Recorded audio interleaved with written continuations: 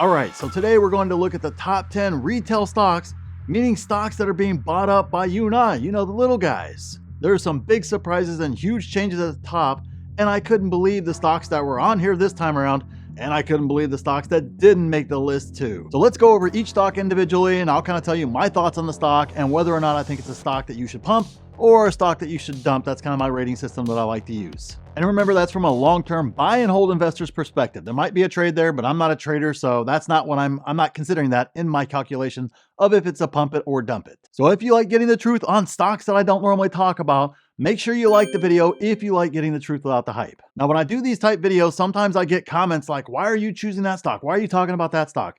Guys, just to be clear and upfront, this isn't my list of stocks. These are the top 10 stocks for the month that retail investors were buying.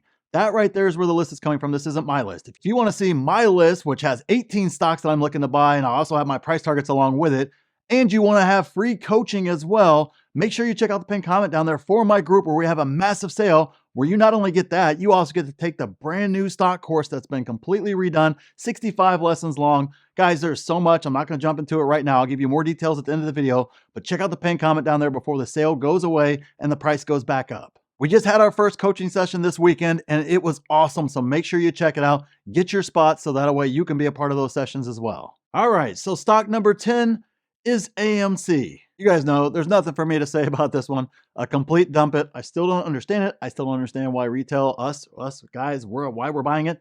I have no idea. Got nothing for you. Don't think it's a great company. Nothing great about it. It's just one of those stocks. It keeps hitting the list, so I have to talk about it. So for me, a complete dump it. And let's move on to the next stock. Stock number 9 is Disney. All right, I know this stock kicks up a lot of controversy, and I'm not going to get into all that here. I don't care about that sort of stuff. I understand a lot of the reasons behind it. But for me, when I was looking at the company, they had some business problems that they were trying to solve. All the rest of the stuff's kind of ancillary. The business problems is what they're trying to solve. And I actually did buy some Disney stock when it was at $79. I don't remember. It was under $80. Finally decided to buy some. Obviously, I'm up massively on that stock. So for me, they have turned around some things, still have a long way to go. So it's kind of a pump it, but it's a cautionary pump it because there's a lot of business problems I still have to solve. Obviously, we got Bob Iger now leaving. And so you have another transition period that's going to come for this stock. So you have to keep that in mind when you are looking at the stock. They have not solved the business problems yet. And until they solve those business problems, that right there is whenever I can say, hey, it's a solid pump it. But until then, you got to be cautious with this stock. So stock number 8 is GameStop. All right, again, it's like AMC. I have no idea what we're thinking out there, guys. Come on, we need to get our stuff together here. It makes no sense to me that we're wanting to buy stocks like AMC and GameStop, but yet Palantir can't seem to make this list at all. And that's just one of many examples of great stocks out there that we just seem to not be interested in. I don't understand it. Why we're doing that, guys, we need to do better there. We need to work and try to get Palantir on this list or another stock like that versus stocks like AMC and GME and stuff like that, because we're playing right into Wall Street's hands is essentially what we're doing. They're toying with us with those stocks. Who knows? They're probably the ones running all the Reddit forums and everything else at the end of the day. Yeah, I don't know, guys. It's just one of these deals. We can do better than this. So for me, this one's absolutely a dump it. Stock number 7 is Meta. All right, this one's been on the list actually for a pretty fair amount of time now. So I've been very pleased with the stock. Obviously, if you guys were following this channel, we were just screaming buy, especially when I got underneath $100. It was like, this is just stupid. A lot of money to be made there. And I still think there's a lot more upside to come with Meta. They are just printing money and they haven't monetized things like WhatsApp yet to a full extent. There's a lot of other levers that they can pull to pull in even more cash despite it just being a complete cash flow beast. So it's a great stock.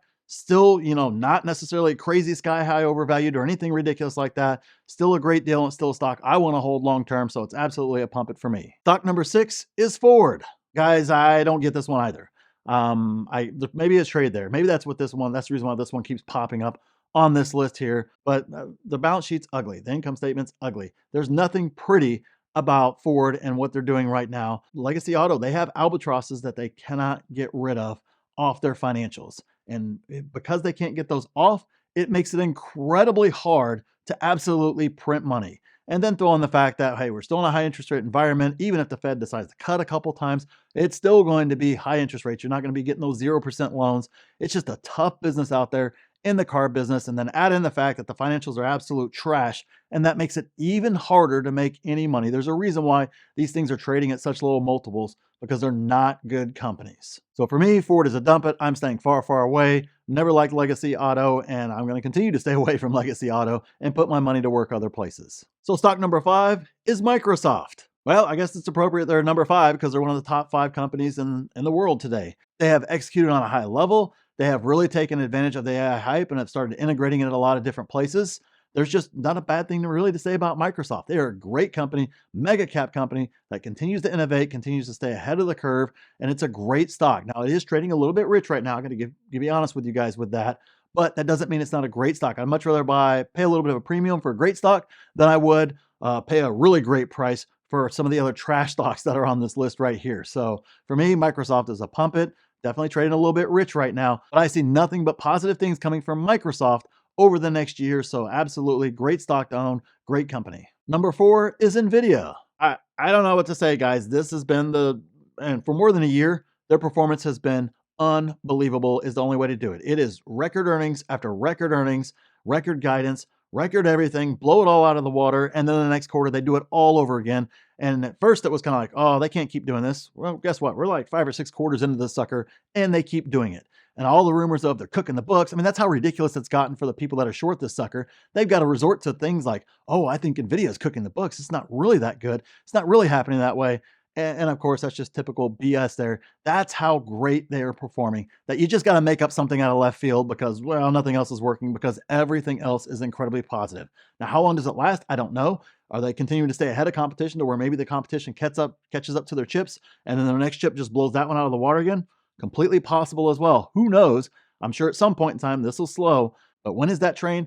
I don't have the slightest clue, and you guys know my stance on winners. You don't punish winners. You keep adding to winners on every single dip. That has been the strategy I've used for decades now, and it works every single time with great stocks. Everybody who didn't buy the hype that, hey, you should take profits when it's at 250, because it's up over 100% or right around 100%, you doubled up your money, you need to take some profits, take money off the table. Every single one of those folks has done that at every single level when you should have taken profits has regretted doing that. So when the train ends, I don't know, but I just know those are losing strategies, and Nvidia has just been crushing it and clicking on all cylinders. So for me, it's got to be a pump it until something happens otherwise to prove me wrong. Stock number 3 is Amazon. You guys know we've been on the Amazon train for a long time. There's just nobody does it better than Amazon, and they continue to quietly innovate all over the place. More things coming, more things in the works coming for Amazon. They finally kind of fixed a lot of the mistakes they made kind of post shutdown there where they overexpanded too far. And man, this company is just another one. Hey, nobody wanted it at, $100, $120. I think I did get right around $80 or so. Nobody wanted it back then. Now everybody's wanting to start piling into Amazon here. And for me, it's a pump it. I don't see any reason why this company will not continue to perform for the rest of this year, at least, maybe even further, especially whenever you kind of look at all the expenses and all the capital expenses that are just now starting to pay off that they expended back in 2021, 2022 timeframe. Man, we could very well be primed for a lot more upside here with Amazon. So I'm a very happy shareholder. Absolutely a pump it for me. Stock number 2 is Tesla. No surprise here. This one's a retail favorite. You guys know I love Tesla. They're going to have a tough next couple of quarters. So for me, it's absolutely a pump it, but with caution. You've got to understand what you own here with Tesla, right? You could be up over $300 by the end of the year, or you could be, at $150 by the end of the year. Both of those are equally plausible and just as big of a chance of happening with Tesla as with any other stock out there. No other stock moves like this.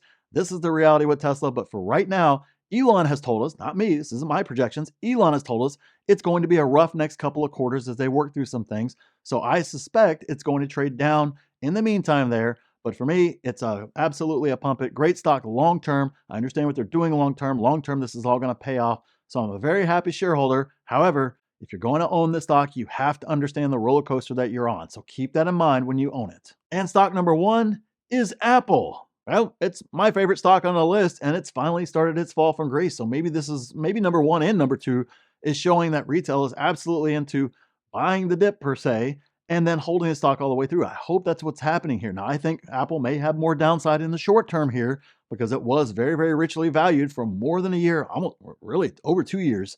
It was really, really richly valued. It's finally kind of started coming down and money's going other places there. And that's okay. That's exactly what you want to see as Apple kind of has this lull, as they kind of figure out what they're going to do next. Might very well be a great opportunity to add some shares here. So for me, it's absolutely a pump it. And hey, maybe we are doing the right thing here with these top stocks in terms of piling into them when they're beat down and kind of out of favor with Wall Street. It's the best time to buy anyways as retail investors. So if that's the case, we're doing a great job out there of executing to exactly how you beat Wall Street at their own game. And if you want free coaching and to be able to take that new stock course completely for free, and you want to be a part of the best 6, 7, and 8-figure Discord out there, be able to talk to me directly anytime you want. We do live Q&As, all kinds of other things like that. Make sure you check out the pinned comment down there for my group where the sale ends soon for the March Madness sale. And guys, there's so much in the group. There's so much more coming. Just check out the pinned comment down there. See if it's right for you. You don't want to spend another year missing out on great deals and great stocks and not understanding your investing. You want to get that knowledge. So make sure you check out the pinned comment down there and see if a membership's right for you. And click this video here if you want to see exactly what I'm buying in this market.